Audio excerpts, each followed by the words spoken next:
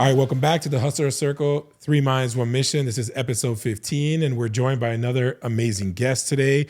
We have Giancarlo, GC, who happens to be a good colleague and friend of ours here in the South Florida region. He's run multiple successful businesses, started and scaled clubs, 3PL businesses, actual physical brands that deliver products to consumers like those watching this episode.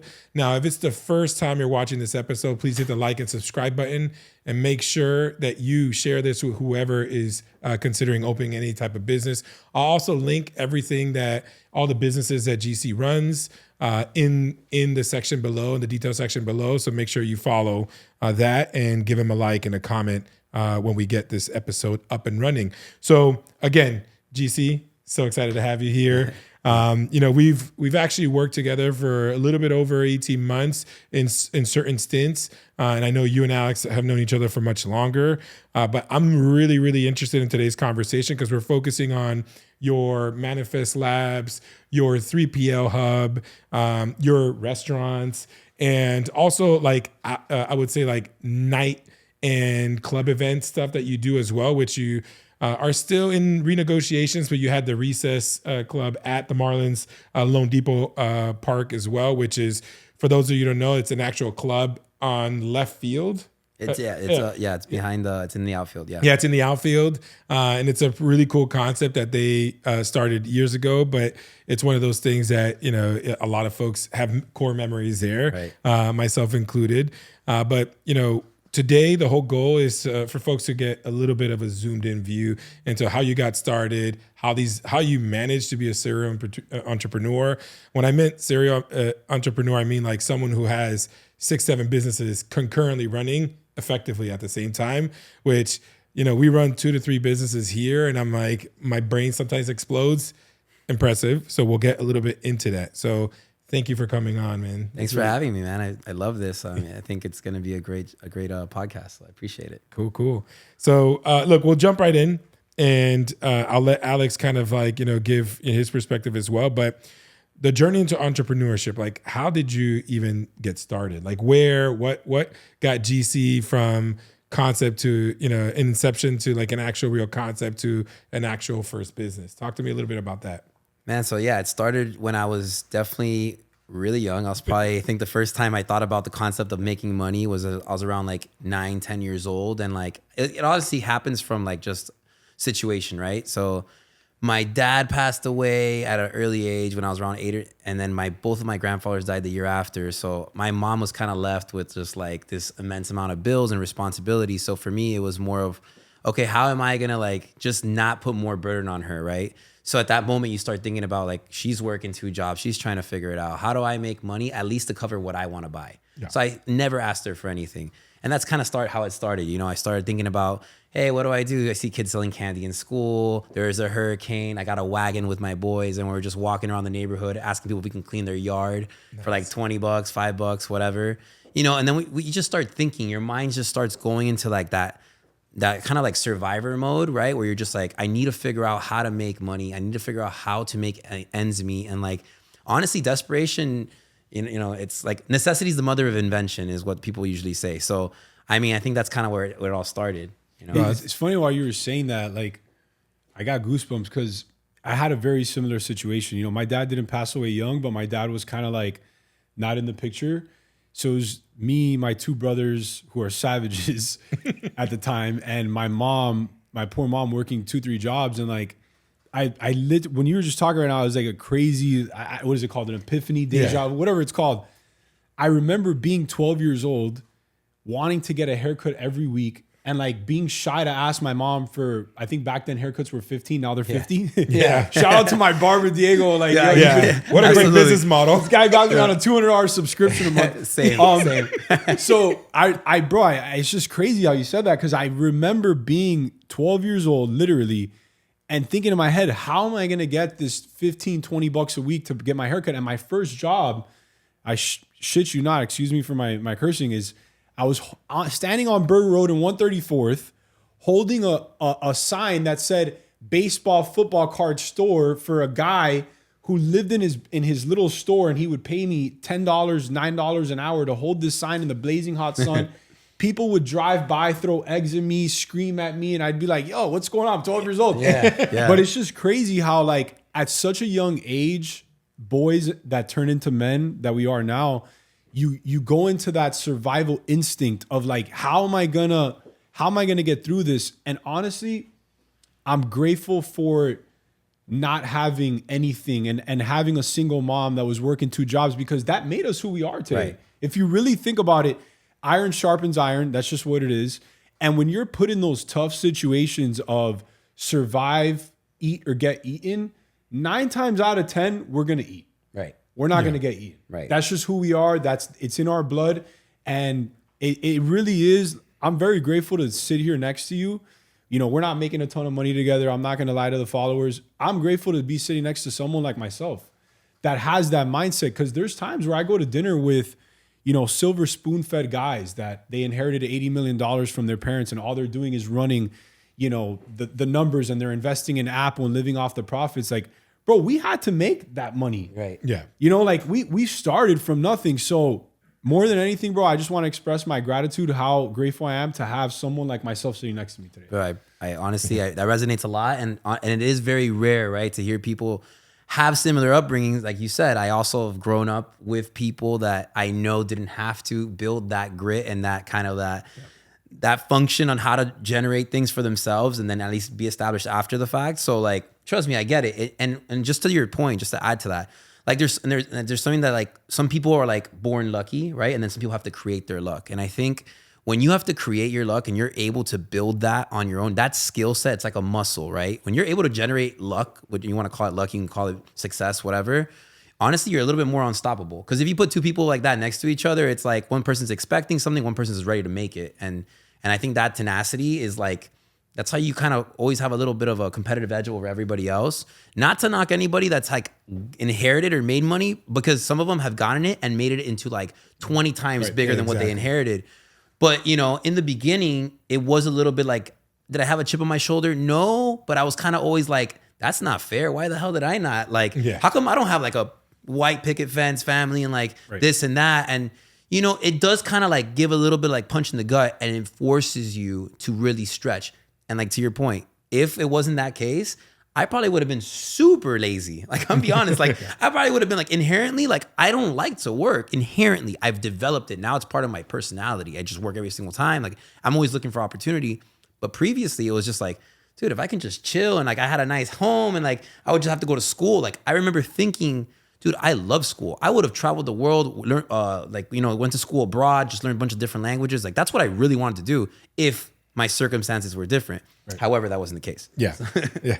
And look, trust me, I think a lot of folks would love to travel the world and learn, you know, different cultures. And I feel like that's another part of this conversation we'll get to in a little bit. So talk to me a little bit about your actual first business. Remove the stuff we did when we were kids. I had the car wash in my neighborhood that like I lived in a neighborhood where it was a full mile in a square. So like I literally went to every house and dropped off a ghetto ass flyer that I printed on I'm like, I'm old, and I had like the first gateway computer. Yeah. You remember those? I had a gateway. Yeah. And I'm like, and like I printed like 20 sheets, and it was like 4x4. So I had 4 little flyers. Amazing. Those 20 pages were like 2 hours of printing on that printer. And that was fast.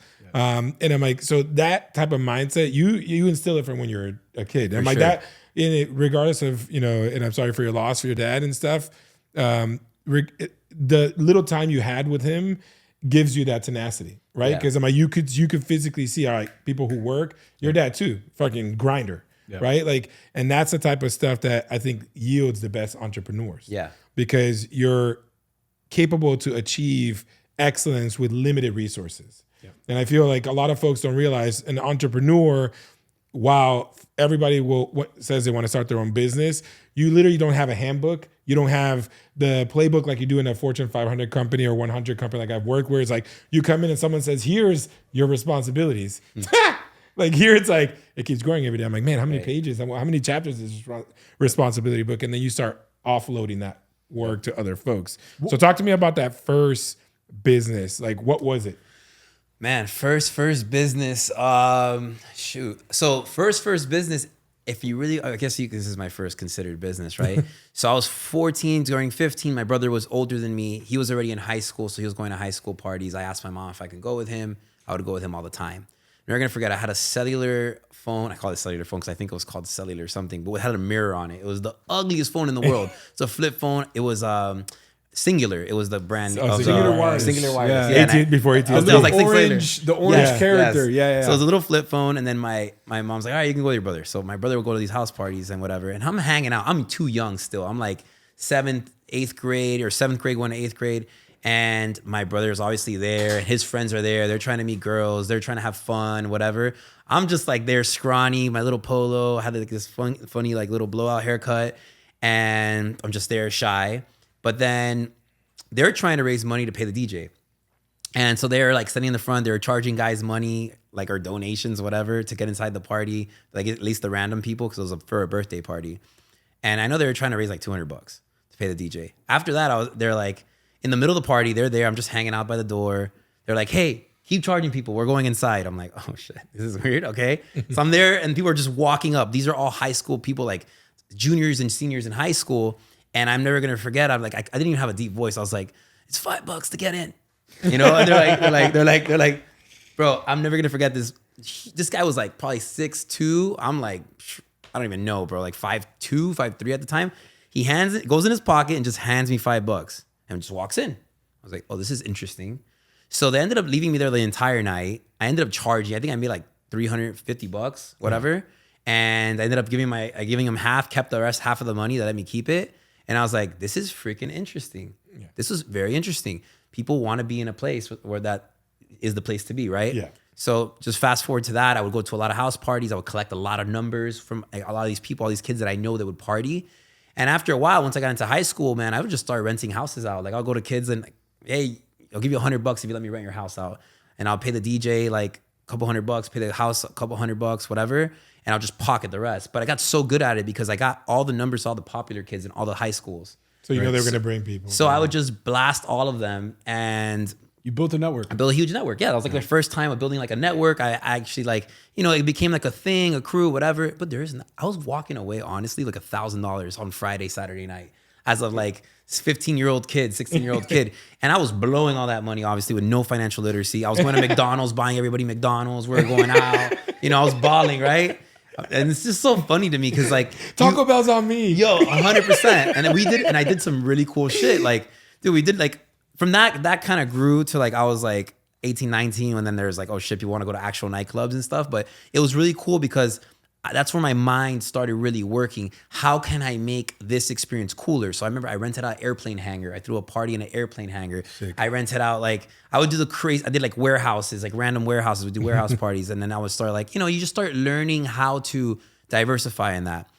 Fast forward, you know, which we can get into later, but I ended up owning a nightclub, which I would never stop because at 18, I completely stopped all that party stuff for a good 6 years because I wanted to learn real business. Yeah. Okay. So that was kind of the first. That's actually an interesting. Jab at it. Yeah, it's an interesting, you know, kind of like approach. Starting like house parties and then figuring out like, ultimately, what I understood is the experience that every person who was going to those parties was top of your like list of things that you wanted them to feel, because they wanted to come to the next GC party because they know it's going to be something outlandish. Whether it's you know, first it was a house, then it was a hangar, then it was a warehouse, and then it's like, what else could JC come up with? Yeah, did you ever do anything on a plane? Like no, man, plane? no. So like that would be dope. That was the actual airport. So like running like just a sidebar on that. Like it was supposed to be in the hangar. The hangar didn't work out. So then there's a restaurant inside of an airport that the guy was like super like cowboy dude. Like he didn't give a damn. He was like, do it here, bring me customers. So then, bro, it was in the middle of the airport, and bro, it was slammed. I'm like charging cars to park, and we had like a DJ out of the airport. It was sick. Obviously got raided by like 115 cops, and like bro, we saw helicopters. Like they thought they were like stealing a plane or something. I don't know, but ended up getting raided. But a lot of cool stories like that, you know. What would you? So like one of the things that we do, right? Like we own a consulting funding business, right? Everybody knows already. So one of the things that like I get a lot of phone calls is, hey, look, I've been wanting to start this business. Can you help me get the capital? Which obviously I help the people get the capital. But one of the things that I sense a lot of from these people that are trying to escape, the Matrix, their USPS job, or their job at DHL, or their job at Kmart, whatever it is, you sense a lot of apprehension and fear from people taking that leap of faith and putting $100,000, investing $100,000 into their business, whether it be e-commerce or services. Like, I sense that fear in people. What advice would you have for those people that are trying to leave their everyday job, do their own thing? Like, what advice, because I have my own set of advice. I be spitting it on the podcast all the time. What advice would you have for those people? I mean, man, look, this is something I would always tell myself. I'm like, worst case scenario, I'm not in a third world country. Like, the worst that happens in the United States for someone that takes a risk and lose it all, what do you go bankrupt? What do you go on welfare? Like, you're lucky there even welfare exists here. Like, if you go to India or one of these like war-torn countries, like, you're on the street, you're probably gonna die. Yep. Because you can't even get food. Like, here it's like, come on, like we're so comforted here, right? Like, it's just scary, it's uncomfortable, and it's not what you like want to do every day.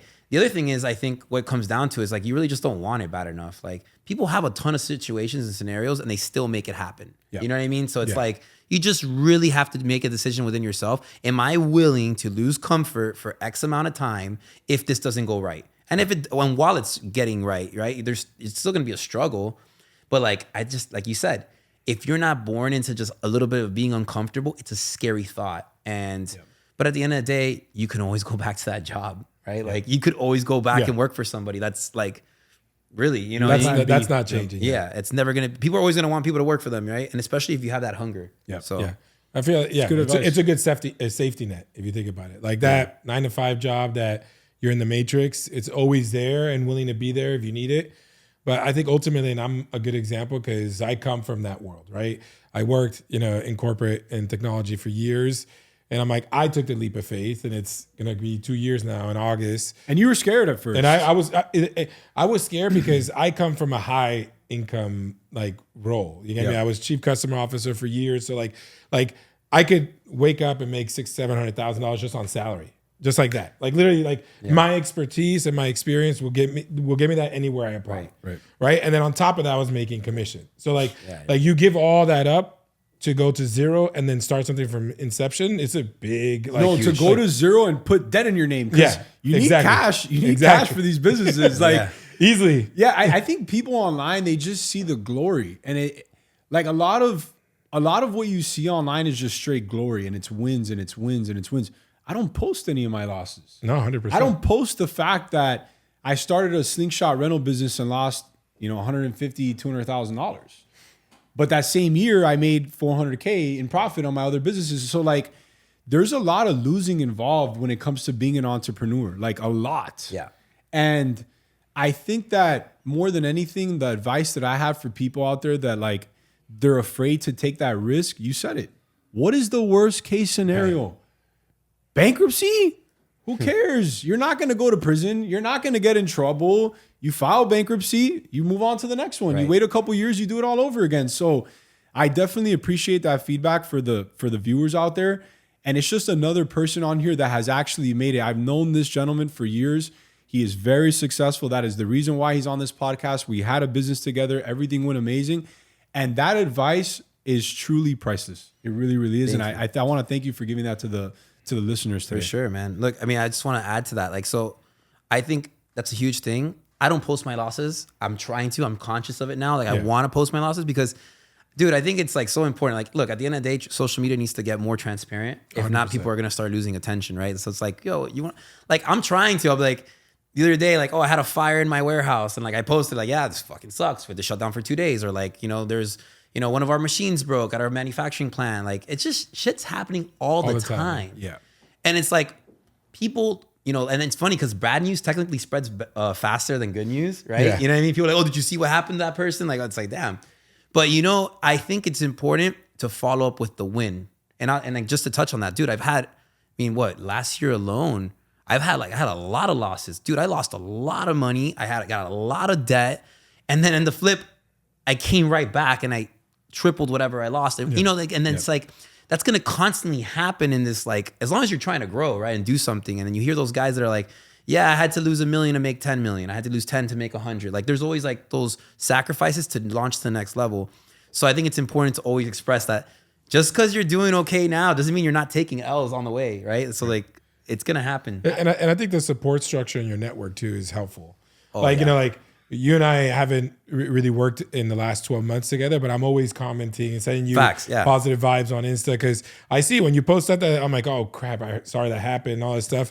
Just because I'm like, we go through the same thing. And I'm like, and I always tell Alex, I was like, I realized, and you know, all my friends will watch this and say, man, fuck you, Chris. I'm like, is the moment I went to do my own thing with Alex and Dimitri, and we started this, like all that network was very silent, right? It's like no one like pumps up when you post something, and you start realizing I don't need everybody, you know, to like pump me up. I'm like, I start building a network of folks who are trying to learn from what we're trying to achieve here, and it's a completely different mindset and frame of mind that you have.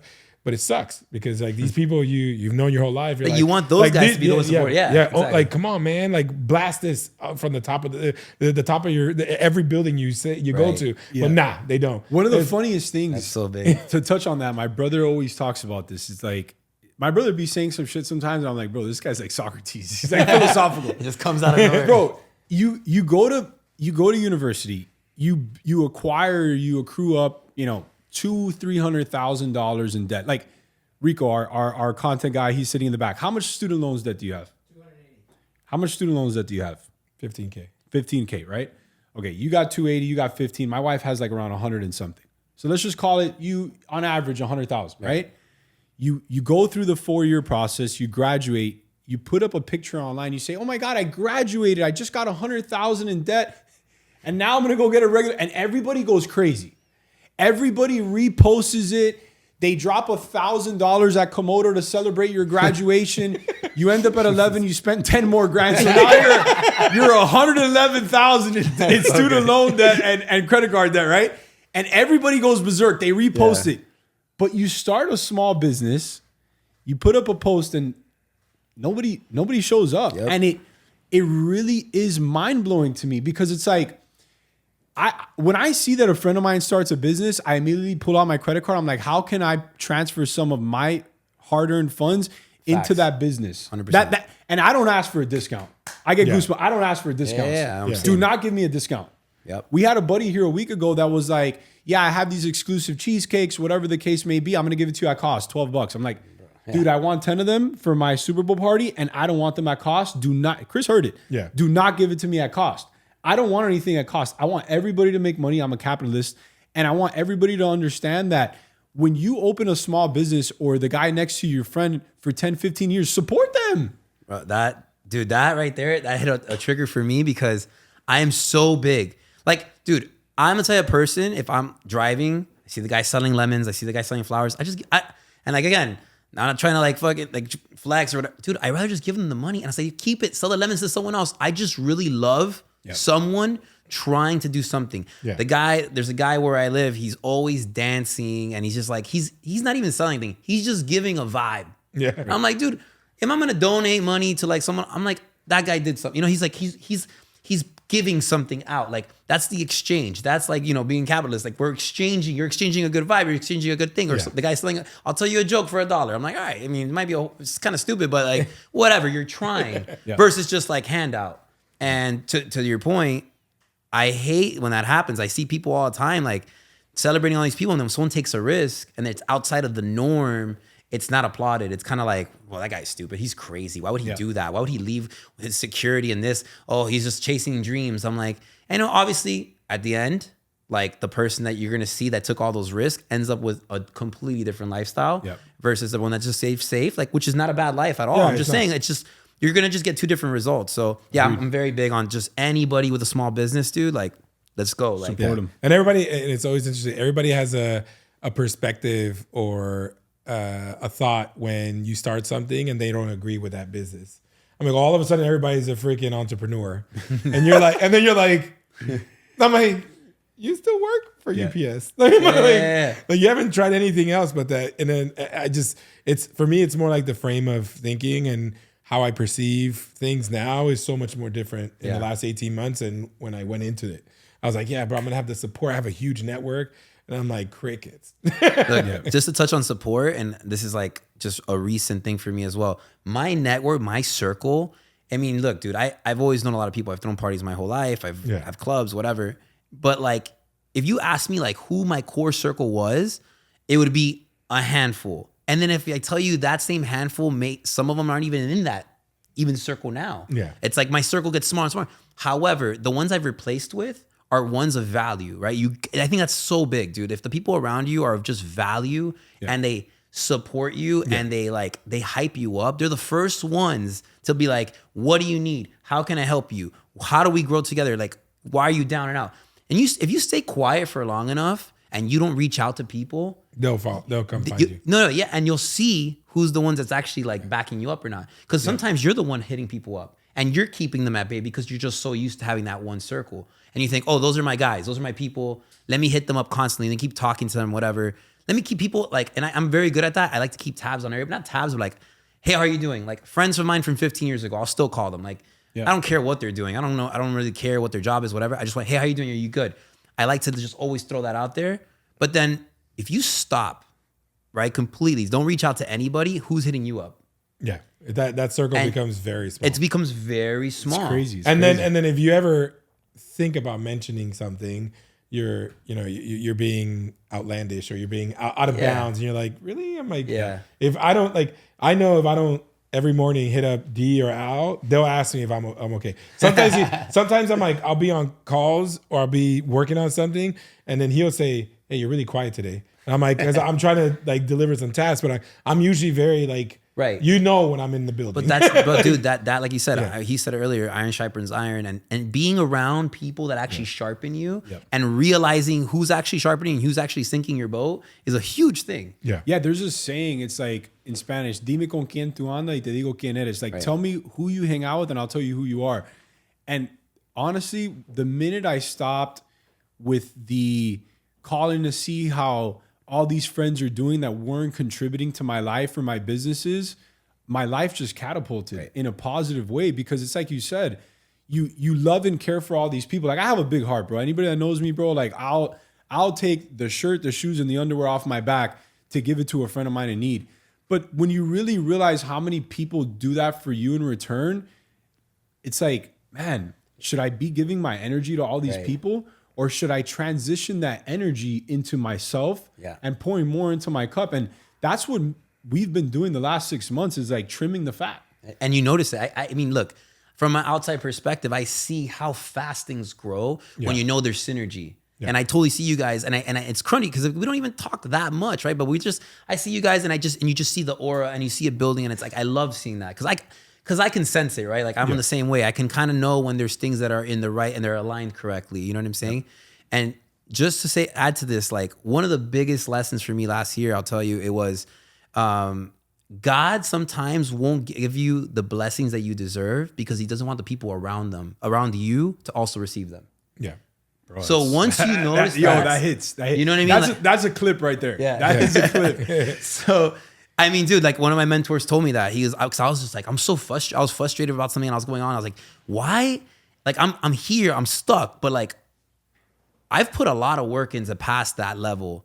What happened? And then he literally told me, he's like, dude, God doesn't want to give you that blessing because the people around you don't deserve to receive them as well.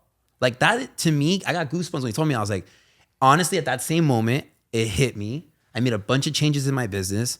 And from that point on, things have just been skyrocketing. That's awesome. Right? And it's like, that's a really big thing. Have you noticed too, because you're successful, right? Have you noticed that as you become more successful, as your businesses do better, I feel like, I'm not going to call them rats, but like, people come out of the woodworks and they want to suck the energy out of you and they want to be a part of your train. But then the minute that like you actually realize, man, these guys are just, they're hopping on the train with a free ticket and they're not helping contribute to anything. Has that happened to you? Because that's happened to me before. Yeah, it's happened to me before for sure. People just want to come along for the ride, whatever. But so that to me happened. Well, it happened to me a lot because I used to throw parties, so everybody wanted to be my friend, and like I got really good at filtering the bullshit. But when I opened the club, I'm never gonna forget this moment. I opened the freaking nightclub, like whatever. Like obviously we did it scrappy. It was like a bunch of us. We opened this club, whatever, and like I had no idea what we were doing. But the point was, people saw that and were like, yo, I known this dude for 10 years. That's my guy, dude.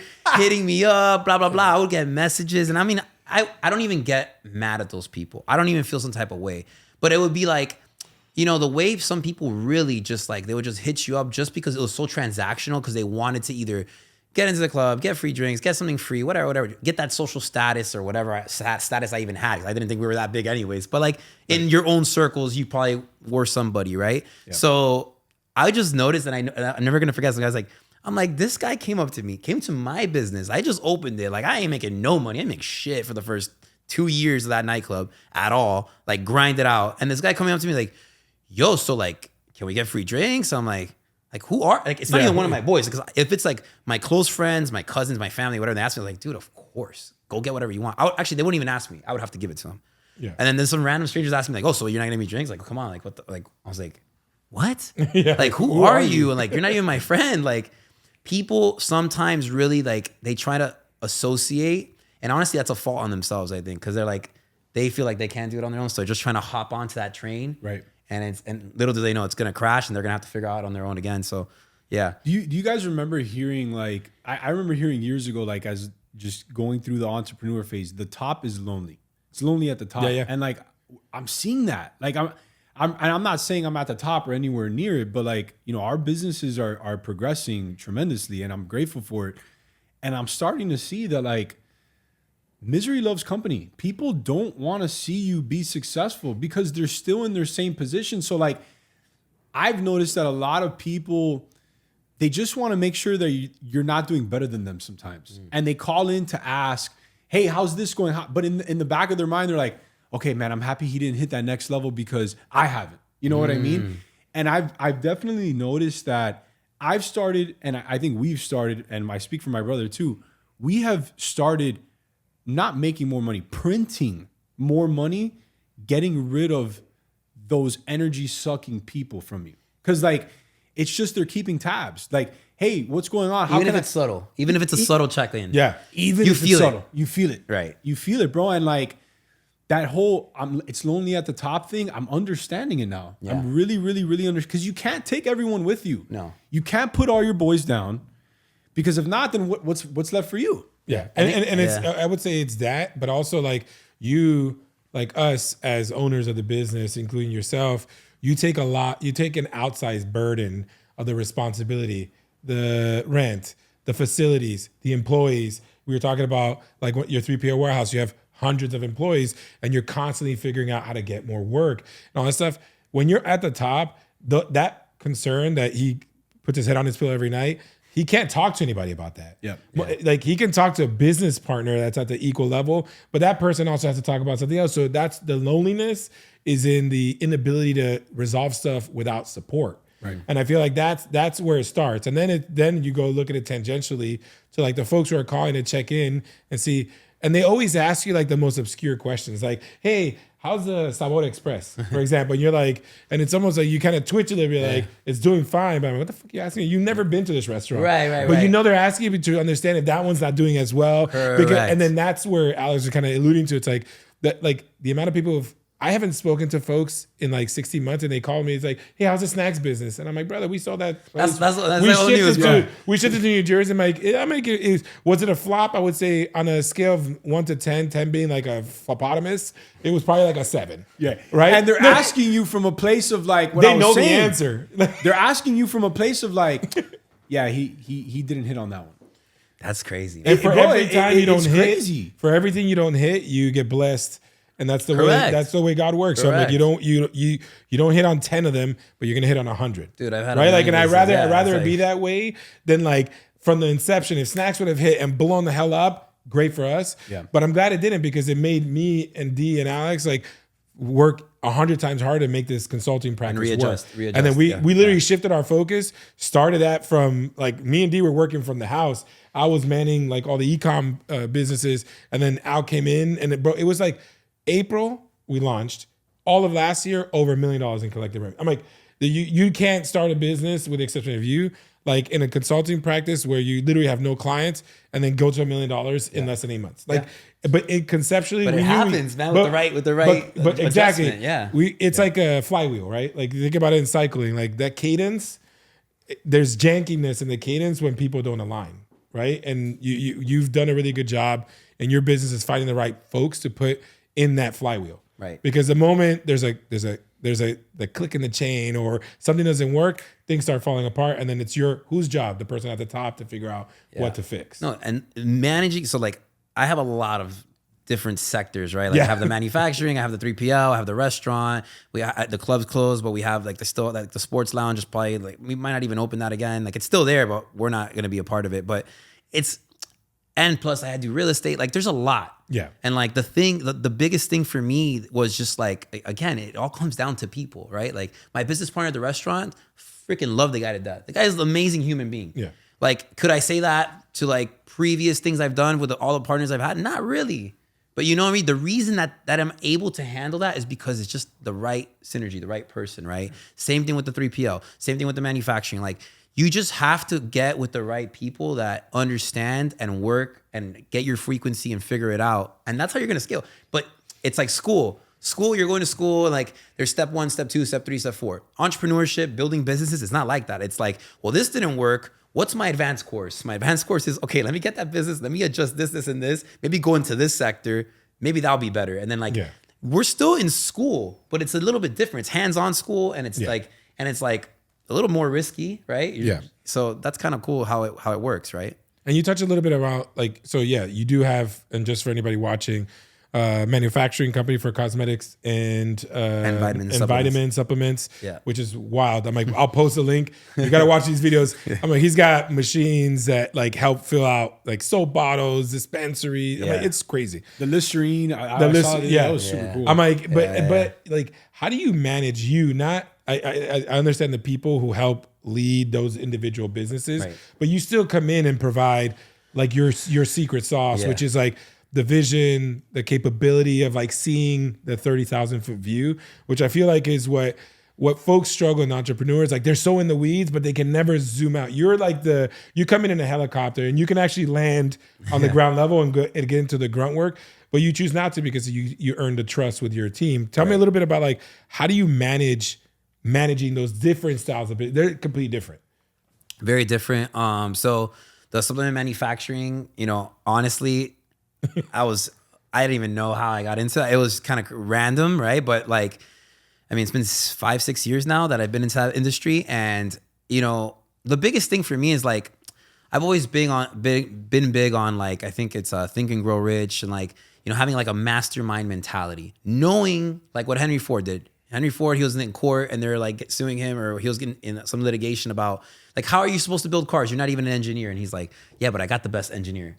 Yeah. And I got the best mechanic and I got the best, designer. And like, once you humble yourself, I am not the best in the world at everything. And you just let people become who they're best at and you work in their flow, things happen, right? Yeah. And that's kind of how I've been able to do everything. Like, I know I'm not good at, like, I'm not a chemist, but we have a badass chemist on our team. Like, I'm not a formulator, but I have an incredible formulator.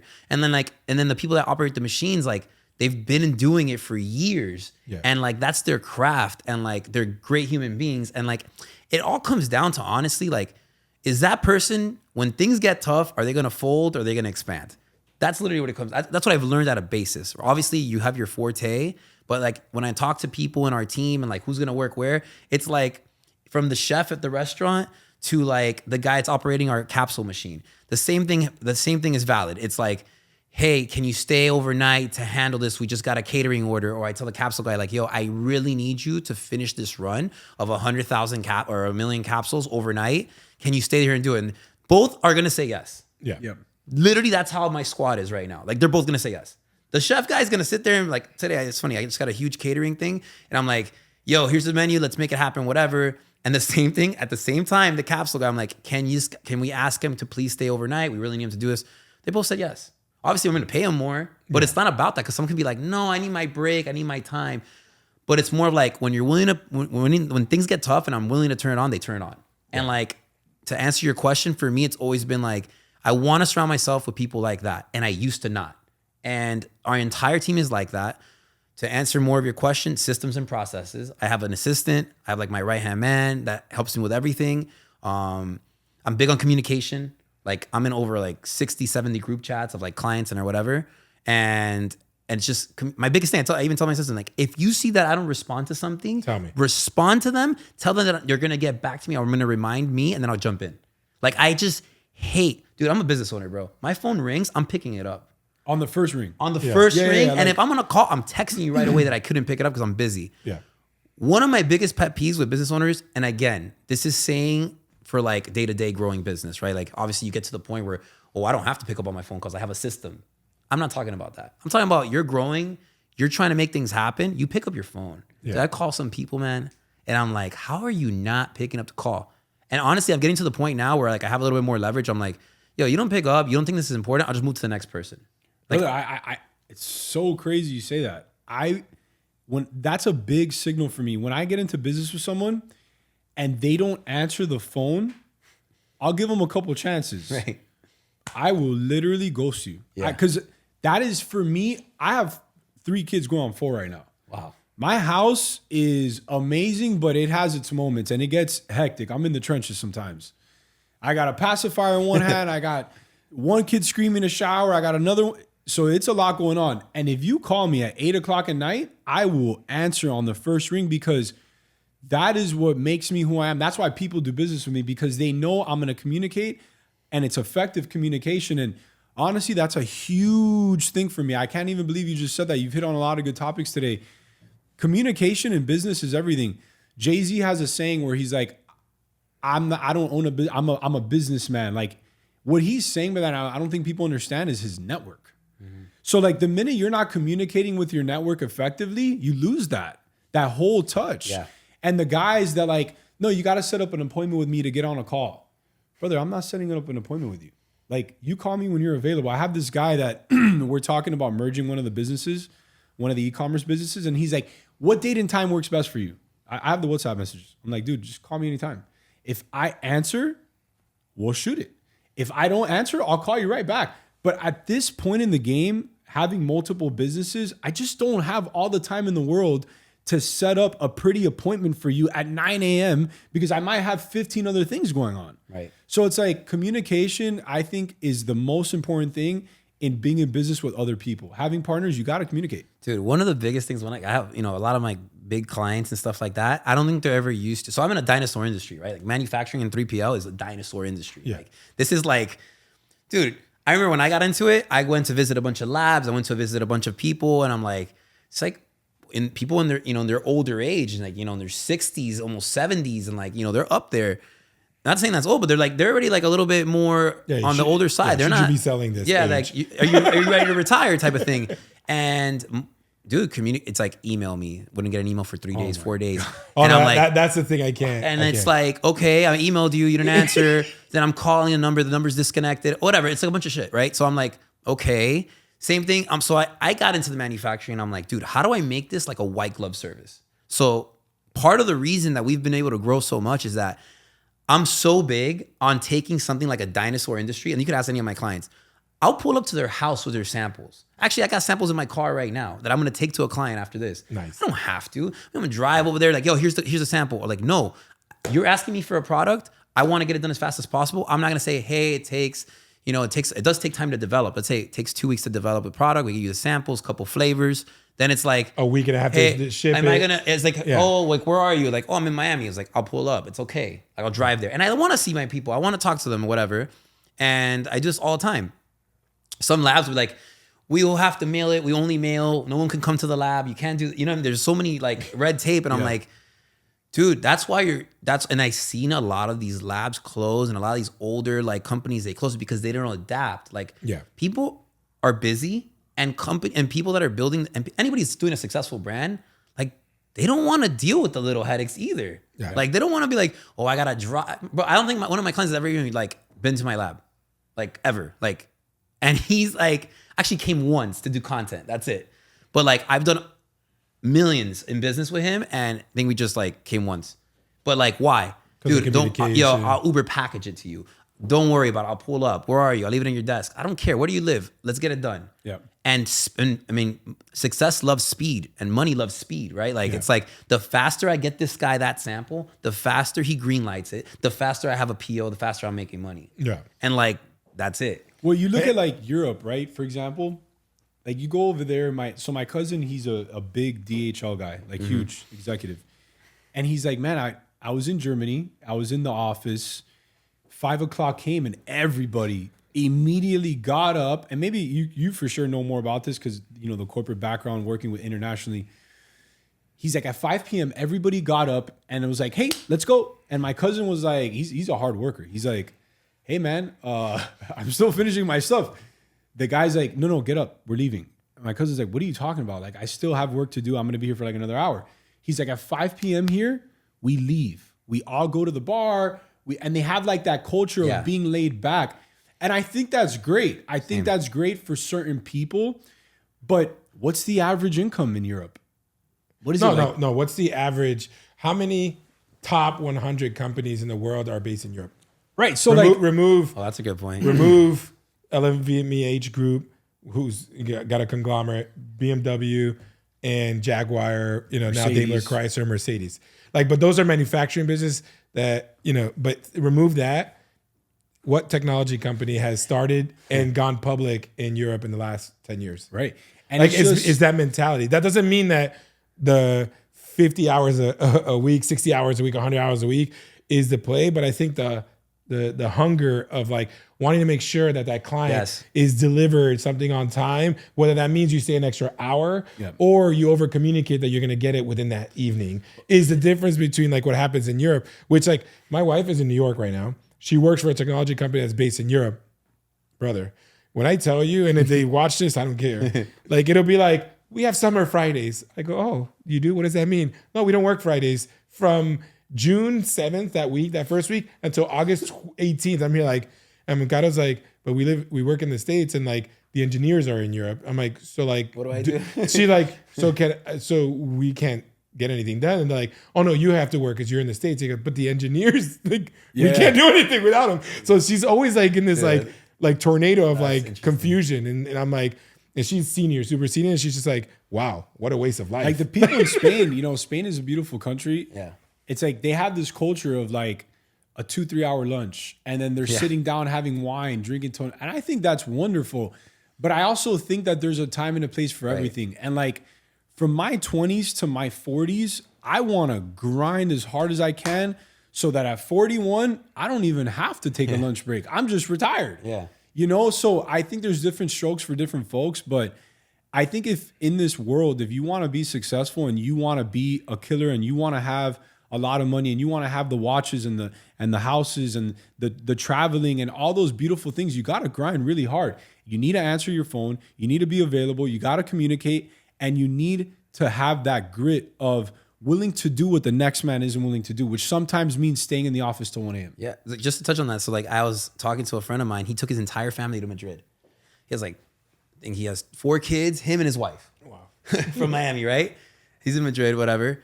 And he makes money, his Amazon business. So he works online essentially. But we just had dinner the other day. He came down, we had dinner, we were talking, and he's like, I was like, so what's up? Like, what do you think? He's like, give me like the synopsis. Cause he's been there for about 6 months already. He's like, what do you think? He goes, look, quality of life in Spain, in Europe, amazing. Yeah. Tapas for 2 or 3 hours, wine in the middle of the day, you're walking, it's beautiful, everything's happy-go-lucky. He goes, yo, but I am not making one business move there. Literally, I'm not making one business move there. He's like, I came back here and already I had dinner with you, with like a couple other people. I've already like connecting the dots. We like build another product. We're doing a bunch of stuff versus like he's over there. He's like, I'm just in defense mode. I'm maintaining what I have here in my business already from over there.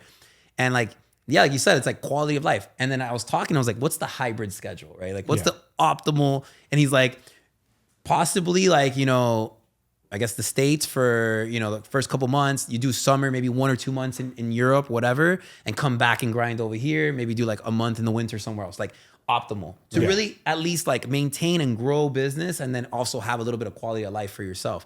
But full-time over there is like crazy. Yeah. Like my neighbor, she's going back to Italy. She's like, I saw her in my building. She's like, yeah, I can't take it anymore. I'm going to Italy. Like, this is crazy. I got no vacation. I was like, she's working a regular job. God bless her. She's an amazing person. But like, if I was her, I'd probably do the same thing. Why the hell am I going to work here if I can go to Europe and like, make some money and live a decent life and that's it. Like, but if you're trying to grow a business, trying to be an entrepreneur, honestly, and out of all places, Miami's a great place to be. Yeah. There's so much money here. There's so much business happening here. Like every day I meet new people that are just like, yo, I moved here. I built this company, blah, blah, blah, blah. Like the energy's here. You got to surround yourself with it. So I agree.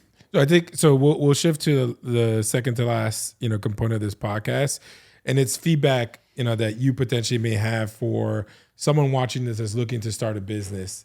They're looking to start a business or scale business. Like any perspective, since you own different industries, you might have a unique perspective as to like what they can potentially look at, not start, but potentially start researching. We have folks that have come on and talked about Shopify stores, maybe getting a product out there, but you have a unique lens because you've done all of it. yeah. So like if someone's watching this, like what do you recommend is potentially one of the biggest or potential opportunities in 2025? Oh, in 2025. I mean, look, and this is kind of like the information's out there, but not everybody knows about it, right? So there's so many tools out there to see what is a winning product, right? Like TikTok Shop has made kids millionaires, right, in a couple months. I have clients that are 21, 22 years old and they're millionaires off of TikTok Shop. Like that's a great place to start, but people are talking about it all the time, right? So I would always say like, that's an avenue. If you want to research it, I always recommend paying for somebody that's already doing it and shadow them and learn their process. Don't waste 1 million hours on YouTube stressing out. Like, how do I make a winning TikTok shop? No, like actually pay for a course and you'll learn something probably. Vet the person, but it's out there. There's a lot of tools that tell you what are the winning products. Like the first thing I would do, I would literally go on websites like Callow Data or Fastmoss and see, hey, these are the top 10 products selling on TikTok Shop. Okay, well, there's a demand for these 10. How do I make them a slightly better? Find out who can make it for you. I'm a manufacturer. Shameless plug, right? Like I can cosmetics, vitamins. Like that's a lot of my customers. I'm making some of those products on TikTok Shop, like either a variation of it or some of the ones that are up there. And they're tweaking it. They're asking me to amplify it. We make everything for them and they ship it out. But on the flip side, other sectors, right? And just touch on TikTok Shop, TikTok affiliates. Look that up. Like TikTok affiliates are such an amazing tool. Like I wish we had that when I was doing Facebook ads back in the day. Dude, TikTok affiliates is literally like a gold mine. They're literally showing you what affiliates are making money and how much and what content's hitting and how many sales from that content came back. Like, come on, it's right there. Granted, you're saying, oh, how come you don't have a big TikTok shop? I'm like, to be honest, I know I should. I'm doing so much of the behind the scenes that I'm gonna do it. But I have a lot of my other clients that I'm maintaining the products for. So that's my world. But I'm not oblivious to it. I see it happening. That's one sector. The other sectors, look, people ask me all the time, oh man, and this is I always get this question. Dude, you own the nightclub. You should open. I want to open up a nightclub. I want to do this, something like that. Okay, why? Yeah. Are you doing it because you like the business model? Or are you doing it because you want to look cool? You're doing it because you want to get girls? You're doing it because whatever. Is it an ego thing? And it's I think it's a great business. The clubs make a lot of money, make a lot of cash. It's a freaking great business. What are you trading? You're trading your mental health. You're trading your sleep. You're trading your environment. You're lowering your frequency because why? You're around people. And again, I'm mentioning just nightclubs, not restaurants, not lounges. Then focus big nightclub side. You're just around people that are getting drunk and they're just staying up early and drinking and you're lowering their frequency and not to knock it, but you're legit, that's what you're going to be around. Yeah. That's not a bad thing. Yeah. Make your money. If you can separate yourself from it, which I did a decent job at, it's a great business. That's that, right? Go for it. Open a bar. Do what you got to do. Have a good concept. Put people in place. Food, I think food's a little bit down right now. It's a little tough, especially the way, look, eggs, you can't even buy eggs now. It's a little bit of a scary industry, so I wouldn't jump into that. But definitely 2025, the highlight obviously is the TikTok shop. I think it's the best thing you could do. I just got into Section 8 properties. So I bought a couple of those. I think also there's a major opportunity for anybody listening you're seeing this transition, and this ties in with your supplements business. You're seeing this transition of make America healthy again. You're seeing the shouting out of the big pharma and exposing big pharma and exposing the ingredients in the food and exposing the oils we cook everything in. You're seeing now, I think it was, what's that burger place that was on Steak and Shake? Yeah. I think Five Guys also going to no seed oils as well. Going to no seed oils. So anybody that needs to start a business out there, like there's major opportunity in grabbing existing products, changing the ingredients, and just coming out with a new marketing tool. And I'll give you a great example. Poppy. Dude. Oh yeah. Poppy. Like these guys, I think it's a lady that started, I don't know who it is. Soda, yeah. They all they did was make soda without all the crap ingredients. Yeah. It tastes the same. I went the other day and I'm like, okay, I don't drink soda. I only drink sparkling water or regular water, right? But I'm like, sometimes I crave that gas, that flavor. So I see a $3 Poppy vintage cola flavor and there's a Coke next to it for what, $1 something? I'm like, let me try this. Tastes just like Coke. I know. And it doesn't have the bad ingredients. It doesn't make you feel lethargic. So anybody listening out there, reach out to GC. Think of a product, tie it in with TikTok Shop. Think of a product that already exists that has horrible ingredients and just put good ingredients in. And people will eat it up. Look, guys, just look, to highlight that, right? Like, I don't want to my industry is blowing up. Like natural vitamins, clean cosmetics, it's a huge thing. Ever since COVID, I think our industry has grown a tremendous amount, right? People want to take the tools, the supplements, the measures, the lifestyle of being healthy. Yep. Like alcohol's not cool and it's not becoming as cool as it was before, like to the new generation. It's like things are happening, right? There's a trend. And especially with the Make America Healthy Great Again, like that whole movement is happening and it's real, right? Like we're learning about this stuff now.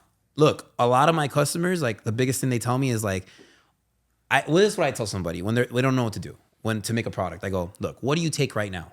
What do you take right now that you like? What do you use right now cosmetic wise? Like, tell me, what is it? Is it like tallow? You use tallow. I really like tallow. I think it's great. Okay, cool.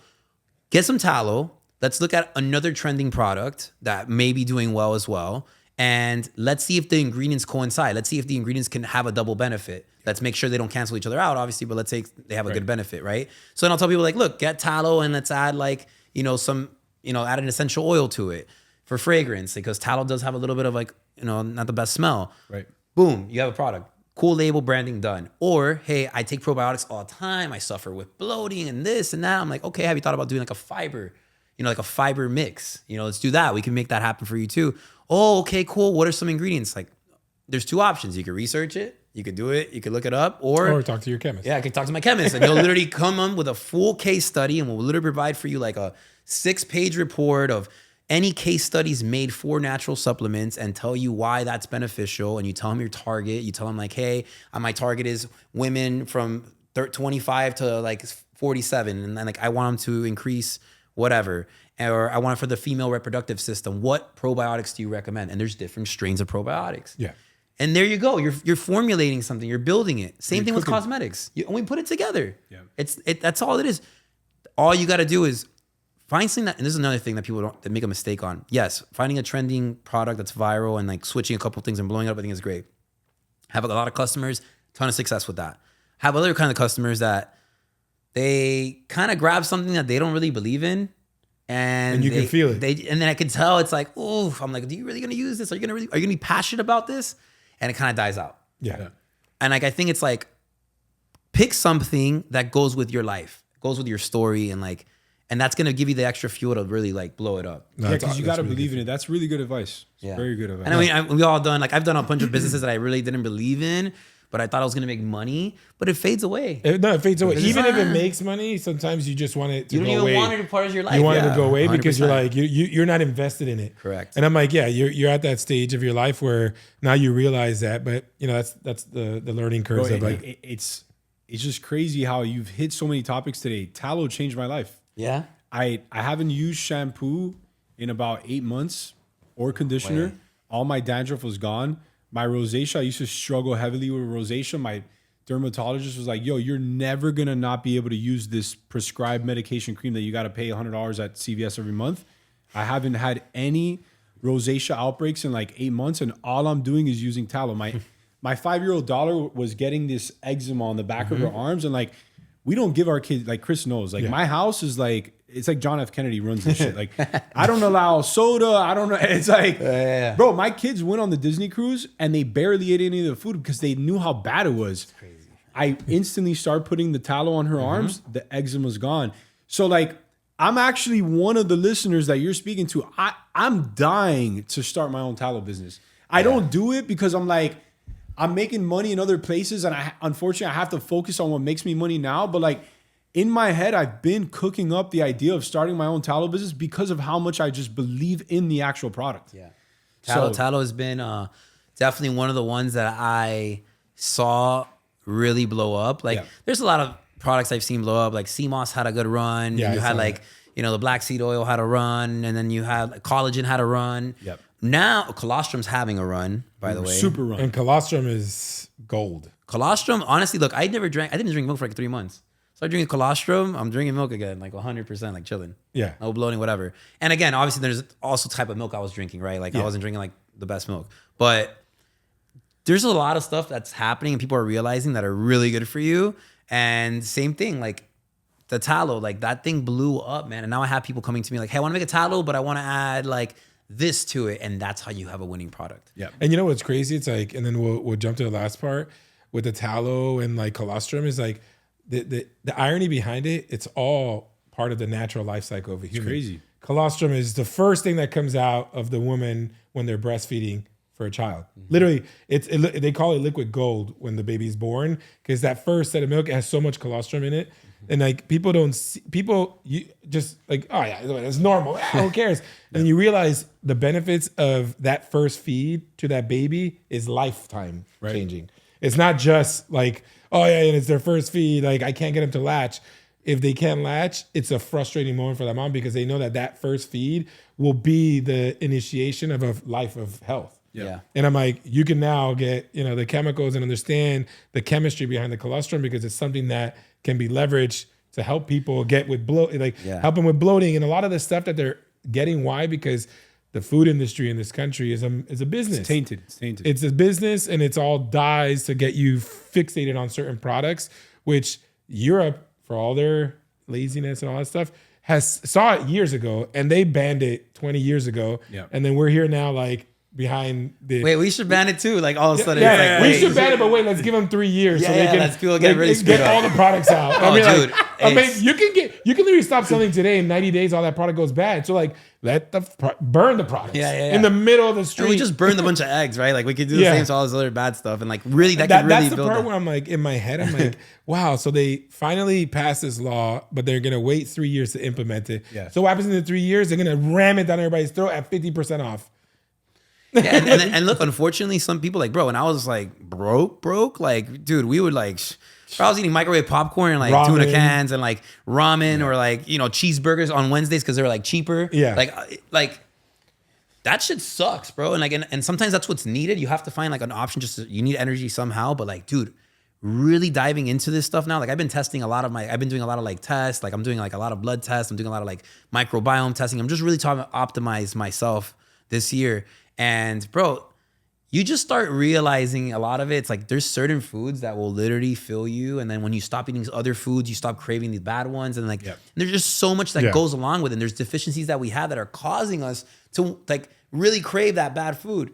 And so it's just really just making that decision to like make the mind change and figure it out. So interesting. All right. So we'll wrap things up with the last section, which is a rapid fire question section. So if you're down, I'll shoot some questions over it. Shoot them. Yeah. I guess. All right, cool.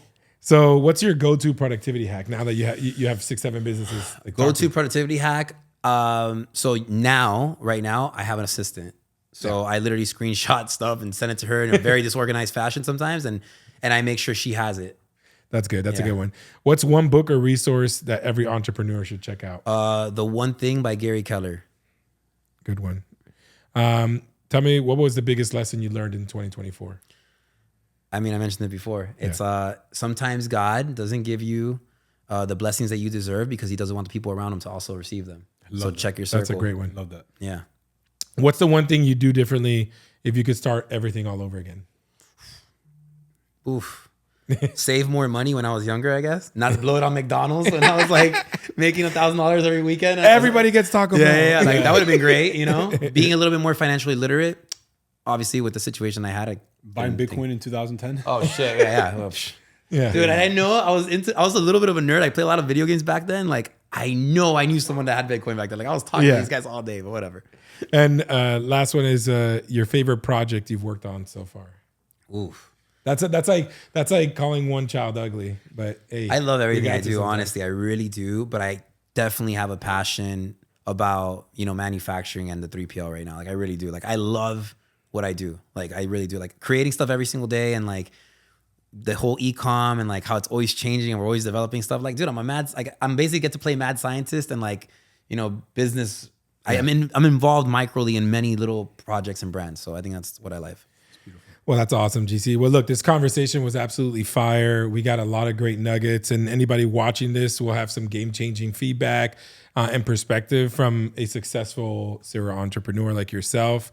We look forward to more conversations with you in the future. But like I said, I'll link all of GC's businesses and his personal Instagram below as well, so you can give him a follow, show him some love, but then also take a look at some of the really cool stuff he's building. And we really, really, really appreciate having you on here. Dude, you guys are amazing. Honestly, you could just notice that the energy is right, and you guys are gonna keep crushing it as you already are. And I'm excited to see. We appreciate that. And a year from now, where we're all at again. So, yeah. And again. Hit the follow and like button, share this with anybody, and on to the next one. We'll see you soon.